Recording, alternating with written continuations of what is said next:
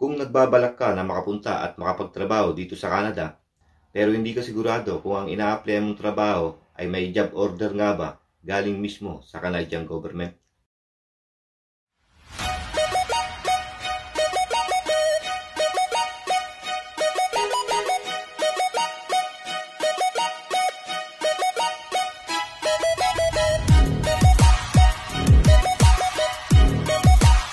Kumusta po kayong lahat mga kababayan? Kung gusto niyo magtrabaho at makapunta dito sa Canada, ganito po yung sitwasyon na makikita nyo at mararanasan nyo tuwing winter season. Napakalamig, ang kapal na ng snow. Yan po yung sitwasyon namin dito ngayon, dito sa Ontario.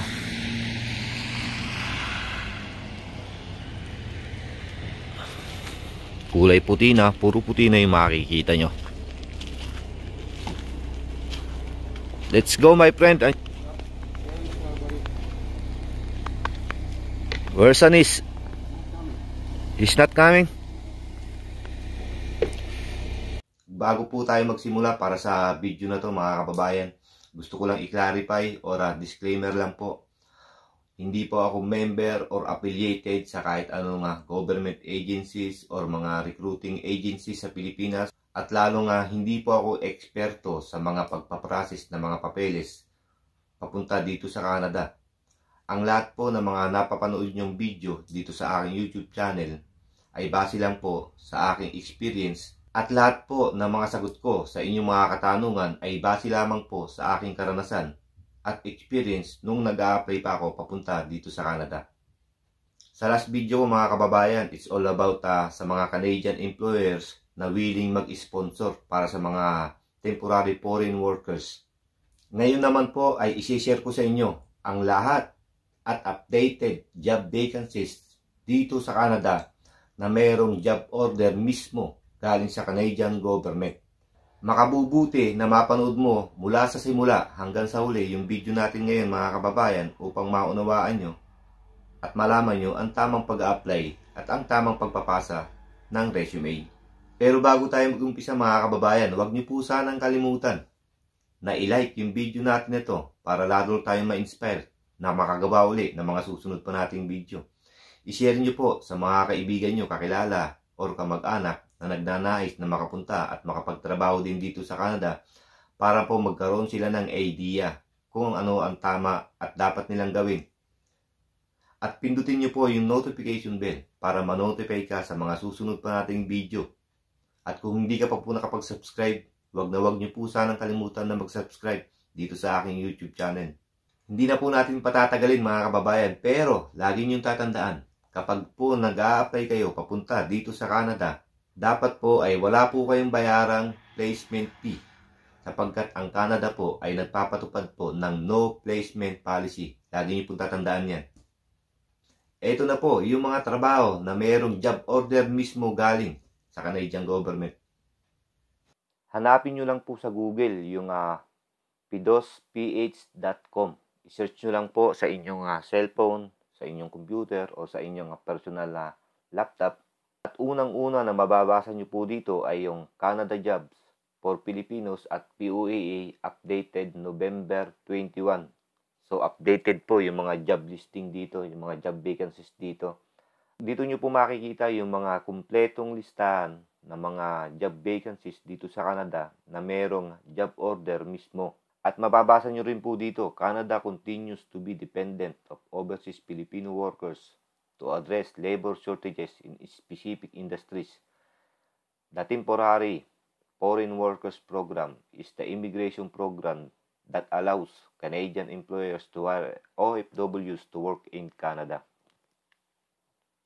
Nakasulat din po dito, recruitment agencies for Canada in Philippines only conduct manpower pooling on behalf of Canadian employers. They are not responsible for issuing labor market impact assessment, temporary resident visas, or work permits. Maliwanag po dito mga kababayan na ang trabaho lamang ng mga recruitment agencies sa Pilipinas ay yung mag-conduct or mag-hire ng mga Filipino foreign workers papunta dito sa Canada. Hindi po sila ang nag-aayos ng inyong LAMIA or Labor Market Impact Assessment, Temporary Residence Visas, or yung work permits. Ito na po mga kababayan, manood at makinig ng mabuti. This is the complete list of POEA licensed recruitment agencies with valid job orders for Canada. Sa First Dynamic Personnel Resources, hiring po sila ng caregiver, carpenter, colorist, denter auto, draftsperson, electromechanic, handler, heavy equipment mechanic, installer flooring, machinist conventional, manager program, mechanic bus and truck, mechanic car, mechanic earth moving equipment, mechanic heavy duty equipment, mechanic heavy duty truck, mechanic industrial, operator food processing, operator press brake machine, painter auto, technician quality control, welder fitter, worker body. Iyan po yung mga trabaho na hiring ngayon sa First Dynamic. Dito naman po sa Anipel Management, hiring po sila ng caregiver. Dito naman po sa Chartius Prime Recruitment Specialist, I'm not sure kung tama yung pronunciation ko dito sa agency na to. Hiring po sila ng cleaner, welder assembler. Sa agency ng Sierto Ahensya Professionale, hiring po sila ng operator press brake. Sa ADI Stock Builders International, hiring po sila ng assistant operator extrusion, clerk shipping, receiving, electromechanic apprentice, electromechanic level 2, engineer mechanical design, laborer landscaping and ground, laborer food processing, laminator fiberglass, machinist CNC, mechanic heavy duty, mechanic heavy equipment, mechanic heavy truck, mechanic industrial, mechanic trailer, mechanic truck trailer, operator extraction, pipe fitter, technician automation, technician quality assurance, toolmaker, warehouseman, welder, at work sanitary. Sa EMR Construction Manpower Services, hiring po sila ng processor meat. Sa PhilHR Manpower, hiring po sila ng barber. Para sa mga kababayan natin barbero dyan, pagkakataon nyo na po ito. At hiring din po sila ng cook. Sa Pines Asia Resources, hiring po sila ng attendant counter, cleaner light duty, supervisor sa farm, worker greenhouse. Ito po yung mga magandang applyan para sa mga low-skilled nating mga kababayan about farm worker. Sigurado po at madali po kayo matatanggap at madali po kayo makakapunta rito. Golden Horizon Placement Agency. Hiring po sila ng herd person swine. Sa farm din po yan. Sa IPAMS po, napakarami rin pong hiring sa IPAMS. Aesthetic Automobile Specialized Cleaner, apiary worker, attendant housekeeping room, cleaner specialized, cutter stone, denter painter, draftsman, driver,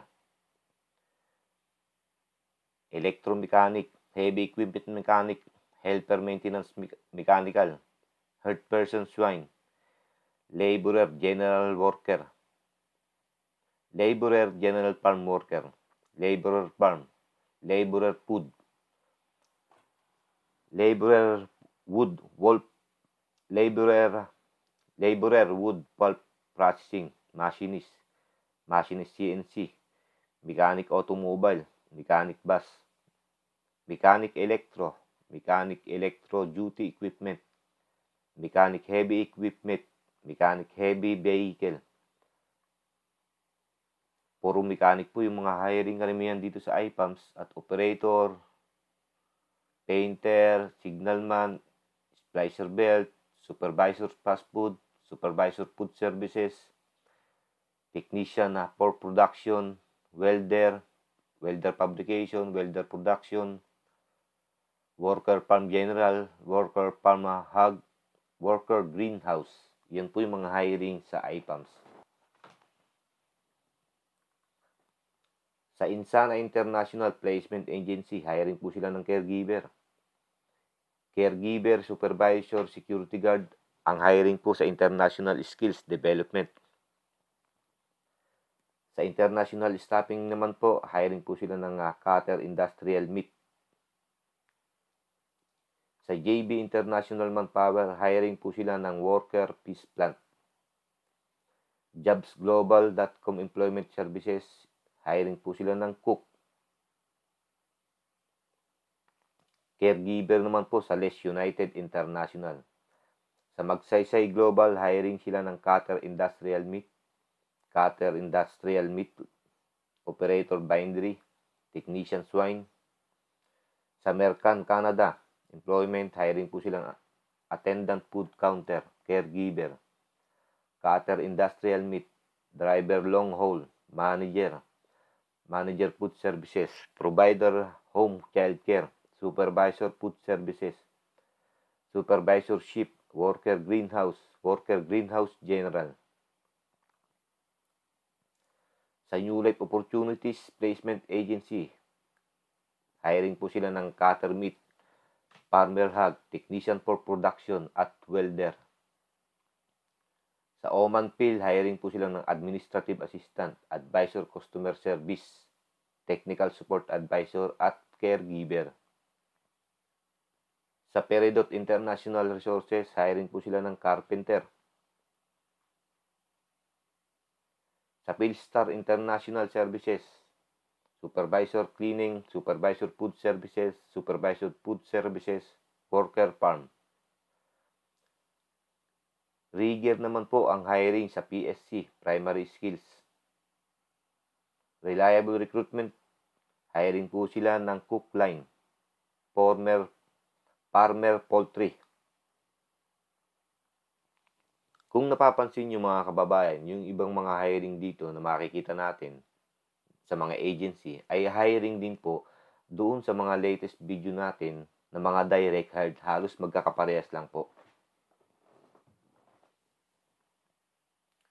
Service online, hiring po sila ng caregiver. Sa Star Express, hiring po sila ng caregiver. Staff House, Labor General, Supervisor Food Services, ang hiring po nila.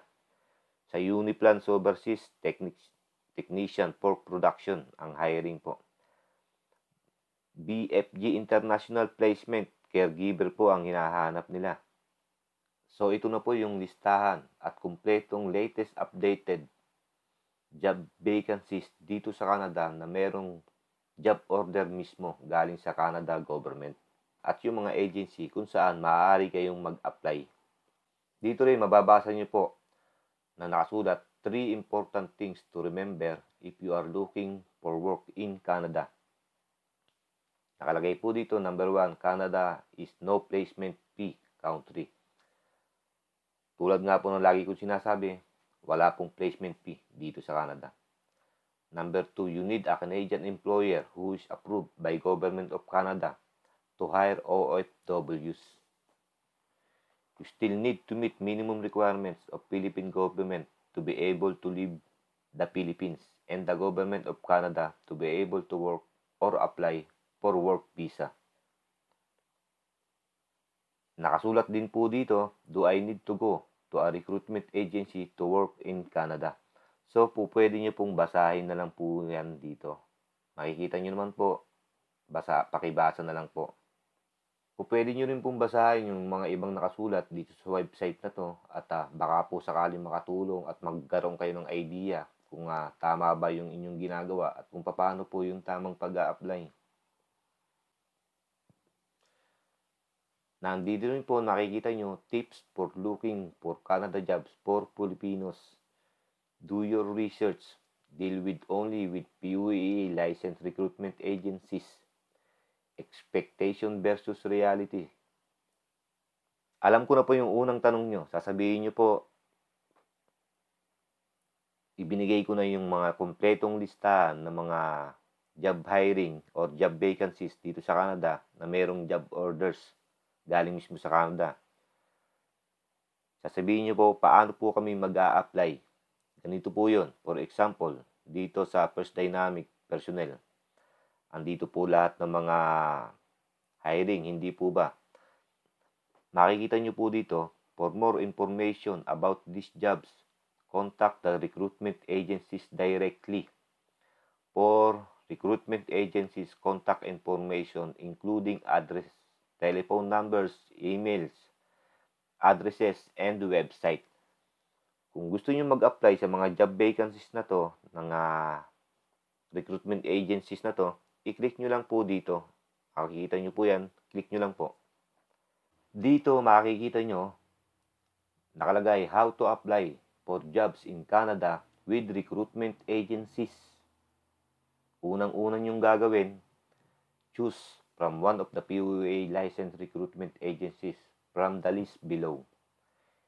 Click on the link to see what jobs are currently available. Visit their offices in person. Call their telephone number or send them an email to ask about the job you are interested in. Remember, Canada is no placement fee country. It is illegal for a recruitment agencies to collect placement fees from OFWs who are applying for jobs in Canada. Maliwanag po yan.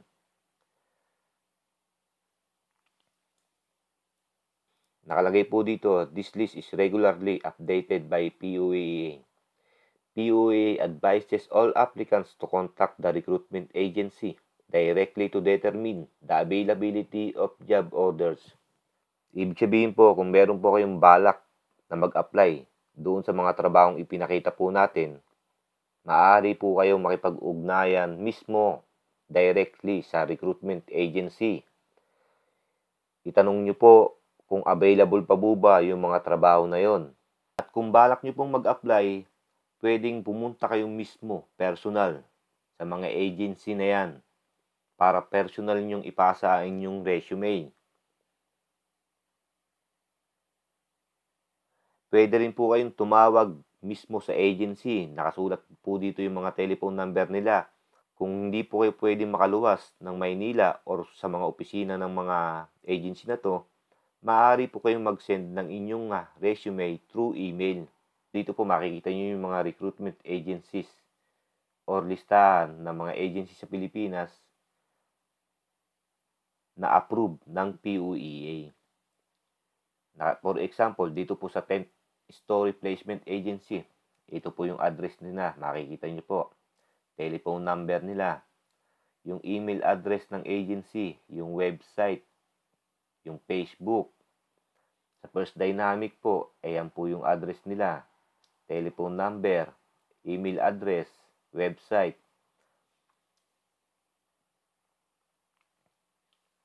So, i-scroll down po natin ng mabagal para makita nyo. 2,000 miles placement fee, ayan po. 7107 Islands Placement and Promotion. Ayan po yung address, telephone number, email. AMI, Global Recruitment. Ayan po. Anipel Management and General Services Corporation. Aureus Manpower Consultancy. Bison Management Corporation. Chartus Prime Recruitment Specialist. Clear to Agencia Profesionale. EDI Staff Builders. EMR Construction. So, i-scroll down nyo lang po itong mga listahan ng mga agency na to at yung kanilang mismong address, telephone number, at email address at ang kanilang website.